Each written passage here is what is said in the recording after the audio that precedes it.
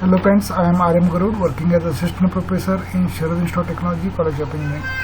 Today we are going to see the module number 6 in which we are going to learn or we are going to see the rural development and their concern.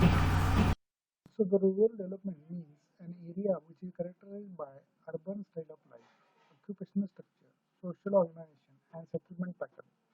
So development is different in terms of technological or industrial development, but development of rural people means raising the standard of their living. Professor Kaden says nobody really knows what the word development stands for anymore. The economists identify with economic productivity, sociologists with social change or social differentials, political scientists with democratization, political capacity or expanded government administrators with bureaucratization, optimum efficiency, performance or capacity to assume all burdens. Further, according to Riggs, development is a movement towards freedom to choose goals and ability to realize them. Crops define rural development as a process through collective efforts aimed at improving the well-being and self-realization of people living outside the unurbanization area.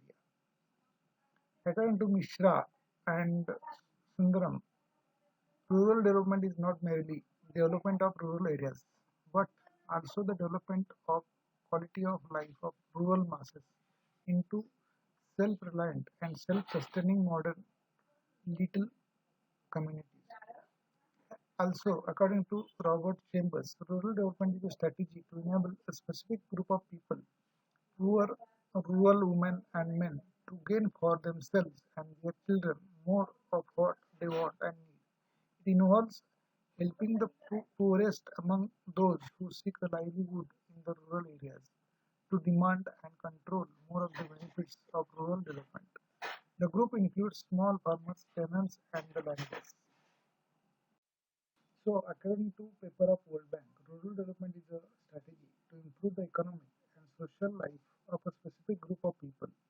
The rural poor, including small and marginal farmers, tenants, and the landlords. Mahatma Gandhi's view is India is to be found not in its few cities, but in 70 lakh villages. But town builders have believed that India is to be found in its town, and the villages were created to minister to our needs. We have hardly paused to inquire if those poor folk get sufficient to eat and clothe themselves with and whether they have a roof to shelter themselves from sun and rain. The concept of rural development is at the top agenda and remains the main concern in national politics of the developing countries because about 69% of population reside in rural areas and even in developed countries the rural areas cannot be ignored. In fact, the problem of improving the lives of 69% population of rural areas assume greater importance because of its explosive nature and vast number of people belongs to below poverty line. Logically, urban area can neither develop without rural development. Soon after independence, Government of India started its plan for planned growth with specific and clear objectives. The emphasis became more marked to achieve regional development, eradication of poverty, and reducing disparity between rural and urban sector and within each sector itself. It has been experimented with a number of rural development programs with different goals, policy, logistics, and approaches at different points of time. Various rural employment programs were undertaken in order to develop infrastructure as well as to provide employment in the villages. So in this slide, we are going to see the rural development independence view. It has been well said to know present, know the past, to change the present, reflect the past onto the future. Therefore, we should know the earlier efforts made by our central government and state government for the development of rural areas in our country and state. The concept of rural development is not new. The improvement of the village life and development of rural economy are the chief concern and bigger challenge before the nation. Prior to the independence, the problem had received attention and well understood by the people like Rabindranath Tagore, Brain, Spence Hedge, Mahatma Gandhi, P.T. Krishnamacharya, and many others. In this slide, we are going to see the Shantiniketan concept of Rabindranath Tagore. Rabindranath Tagore's Shantiniketan was the first systematic attempt towards this direction. Tagore is mainly known as a philosopher and poet, but he was also an educationalist, musician, actor, and rural reformer. In all fields, he had his own distinct style of work and left a mark individually. It is strange to note that the great poet, who mainly lived in his own world of ideas, was a pioneer and originator of village upliftment movement in India. In early 19th century, Tagore first came in contact with village life when the management of ancestral zamindari was handed to him. Then he saw poverty, life and suffering of people from close range and came to realize the solution for national regeneration was to be found in elevating the rural masses. Then Tagore had few broad principles for rural reconstruction. He had no detailed plans. For him, removal of unhappiness was more important than the removal of poverty. So he was very much worried about the joyless life of villagers and greatly differed from Gandhiji, for whom the eradication of poverty was the first and leading problem. Helplessness of people is another aspect of village life, which worried the poet, and he wanted the people to stand in their own feet and cease to look others for help. To achieve this, he believed in educating people and not in giving charity. He laid much stress on the people of self-help in rural programs and on proper training of workers in various rural programs. Further, he believed that if work is done continuously within a limited area, its impact will emit outside and spread broadly. In, in the year 1908, he started his first experiment in rural reconstruction at Siladaha, Bangladesh, and Patisar in Rajasthan. In these two experiments, the initiative was from the poet and villagers and were only agreed to his suggestion. He was not happy with his early attempts and wanted to make more broad and intensive experiment in rural reconstruction. Therefore, he started in an Institute of Rural Reconstruction at Shantiniketan in 1921. Shantiniketan is a major region where soil is poor, limited land, declining in cottage industries, conserving people, suspicious, poor and unhealthy. To rebuild such region was a difficult task. Shantiniketan Institute had four main departments. The first department is Village Welfare Department. The activities under this department were divided under three heads. First is education, sanitation and health, and third is agriculture and industry. In education, educational activities of the department were confined to opening night schools and arranging lectures on rural and general problems. Then under sanitation and health, malaria was a great problem around Shantiniketan. About 80% of total deaths were due to it, and it is also responsible for the decline in population and low birth rate. At first stage, to fight against this disease, a dispensary was set up at the expenses of institute entirely. Villagers did not try to help dispensary, but they demanded medical services, so the above service was discarded and a new health cooperative scheme was set up in 1932. The health cooperative was cooperative society of the villages for providing medical facilities to them at a reasonable rate. Each society maintained a dispensary with a qualified doctor and compounder.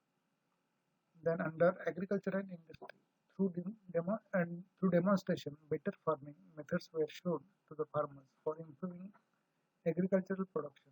Seeds were distributed to increase income of the villagers. Cottage industries were introduced. Credit cooperative societies were organized and poultry was developed. second department was Agriculture Department. This department tried to solve the diverse agricultural associated problems of the district as best it could be. Storage facilities were formed and commercial crops were introduced. Agriculture department demonstrated better methods of farming to improve fertility of soil. Special emphasis was laid on the selection of seeds, fertilizer and crop rotation, conservation of moisture and use of better equipment within the reach of the peasants. Besides land-associated problems, the Agriculture Department also tried to solve the problem related with poultry, cattle breeding, fodder, fodder growing, and vegetable gardening. Thus, it tackles the blazing agricultural problems of the area and tried to resolve as much as it could under the conditions. In the Industry Department, the chief objective of the Industry Department was to restart decaying cottage industries. It experimented with huge number of industries, for example, carpentry, embroidery, tailoring, weaving, bookbinding, leatherworks, etc. Industrial department had three aspects of work: production, training, and marketing and extension. The main aim was to train young men engaged in various vocations so that they earn their livelihood from their respective crafts and establish workshops for industries to help local artisans by providing raw materials and purchasing the finished product in cash by the institute. Thus, the institute also offered employment to the workers, trained new hands, and helped them to reconcile their life. Then the education department. Shiksha Shastra was a scheme of primary education introduced by Shantiniketan for rural reconstruction. The aim of this scheme was to offer freedom of growth to the child and field for self-expression in which the life finds both happiness and training. There was no prescribed course, textbook, timetable, and examination. It was a modified model of old ashram education, where children lived with their teacher, washed their clothes, cooked meals, swept rooms, tended gardens. They lived with nature and studied nature. In girls' school, besides the 3 hours, they were trained cooking, gardening, and need needlework. Doctor Spencer Hatch undertook a program almost at the same time as Brain at Martindam, formerly in Kerala and now in Tamil Nadu. This program of rural development was experimented at and around Martyrdom under the support of Young Christian Men Association. He was mostly interested in social aspects of rural areas and later on his efforts were built up in partnership with Christian Church with special reference to juvenile delinquency among children. The selected area for intensive work was about 112 square miles, comprising of 46 villages. It had a population of 45,000 persons, out of which 24% were Christians, 72% Hindus, and remaining 4% consisted of Muslims and others. The main objective of Marthandam rural reconstruction were fivefold, namely mental, spiritual, physical, economical, and social. The program was simple and inexpensive. All the experiments were perfect and planned at Rural Reconstruction Center before being demonstrated to the villages. The method of work was self-help and intimate expert guidance. The chief media propaganda used by the center were rural exhibitions, dramas, inter-village competition, and demonstrations. Marthandam rural reconstruction was aimed at complete development, a wholly new, happier order. The program was comprehensive and the formula was self-help with intimate expert counsel. Except education and advice, nothing is given free to the villagers. Marthandam consequently, this program seems to have limited influence and remained largely of the Christians by the Christians and for the Christians.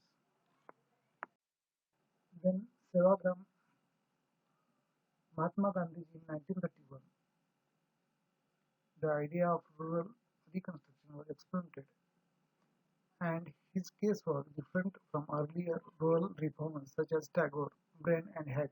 They were never engrossed the attention of whole country and more or less they remained localized.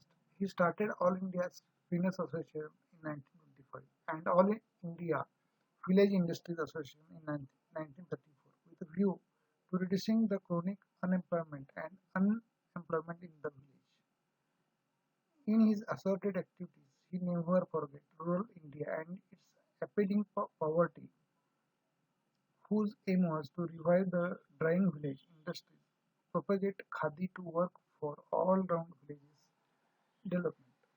And after that, rural development through five-year plans were prepared. In 1947, when India achieved freedom after British rule, new era had begun for Indian population. The independent India had initiated a planned policy right from the beginning, and number of efforts has been made by the country to free the nation from poverty and to eradicate socio-economic inequalities. Since then, the economic development of the country has been the prime subject of our plans. In this direction, Fire Plan laid the foundation for large-scale public funded development activities in the country. The Planning Commission set out